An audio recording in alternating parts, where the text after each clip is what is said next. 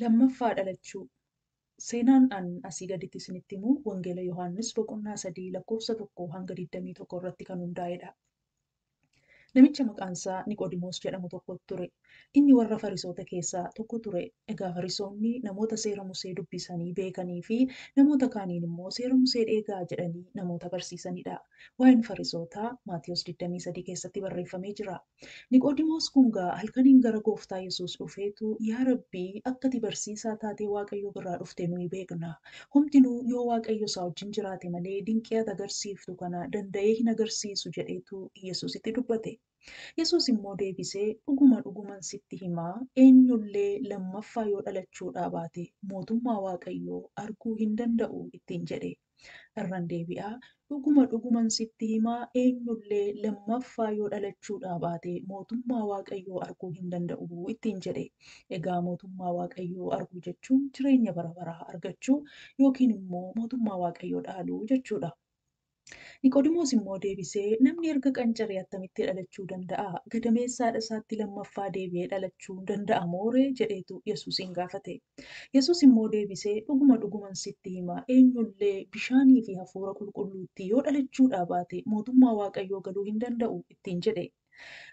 Deebisee Yesuusii nama fooniitti kan dhalate fooni. Hafuuratti kan dhalate hafuura jedheetutti dubbate.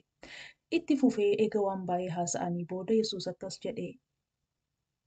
Museen lafa onaa keessatti bofa sibiila diimaa mukarratti akka ol fuudhe ilmi namaas immoo akkasuma mukarratti ol fuudhamuun hin ta'a.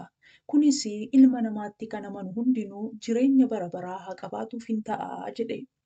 Waaqayyoo akkasitti tokkicha ilma isaa hamma kennuufitti biyya lafaa jaallate. Kun immoo isatti kan amanu hundinuu jireenya bara baraa haa qabaatuufi malee haa baduuf miti jedha.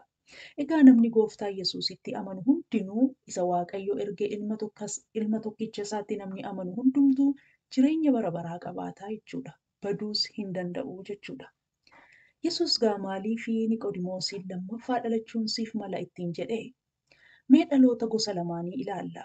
Dhaloonni inni tokkoffaanii dhaloota haadhaaf abbaa keenyarraa dhalannudha. Yommuu haadhaa fi abbaa keenyarraa dhalannu maatii haadhaaf abbaa keenyaa taanee isaan biratti guddanna. Amalaa fi jireenya isaanii barree isaan hordofna. Dhaloonni inni kun isa Gooftaan foonitti kan dhalate foonidha jedhee nutti himedha. Dhalooti inni lammaffaa yeroo Gooftaa Yesuusitti amannu mucaa Waaqayyoo taanee lammaffaa dhalanna. Kanumaanii maatii Waaqayyoo taanee kiristaanota hundaa wajjiniin maatii tokko taana. Yeroo lammaffaa dhalannu yaada Waaqayyoo hubachuutti kaana. Hafuurri Waaqayyoos nu keessa jiraata. Hafuurri Waaqayyoo inni nu keessa jiraatu waan Waaqayyo jaallatuuf waan Waaqayyoon jaallanne nu barsiisa. Karaa dhugaa nu barsiisa. Karaa dhugaarras nu geggeessa. Nutis kanumaanii irrumaa jala amala Waaqayyoo, karaa Waaqayyoo fi yaada Waaqayyoo barree duukaa bu'uu eegallaa jechuudha. Kanaaf egaa dhaloota isa jalqabaa namni biyya lafaarra jiru hundumtuu haadhaaf abbaa isaarraa dhalatee jiraataa jira. Dhalooti inni lammaffaa inni Gooftaan Yesuus jireenya bara baraa argachuuf nu barbaachisa jedhe garuu dhaloota isa nuni Yesuus ilma Waaqayyoo isa nu fayyisuu dhufetti amanuudhaanii akkasumas immoo amantii keenya immoo mul'isuuf bishaaniin cuubamuudhaanii isa nuni ittiin fayyinu dhaloota isa lammaffaa inni Gooftaan Yesuus jedhee isa kanadha jechuudha. Egaa Niqoodimoos nama dhalatee dulloomeedha, nama guddaadha. Garuu kan inni lammaffaa dhalachuun irra ture Yesuusitti amanuudhaanii amantii fi qalbii diddiirrannaa isaa immoo mul'isuu fi bishaaniin cuubamuudhaanii lammaffaa dhalatee mucaa Waaqayyoo ta'uutu irraa eegamaa ture jechuudha.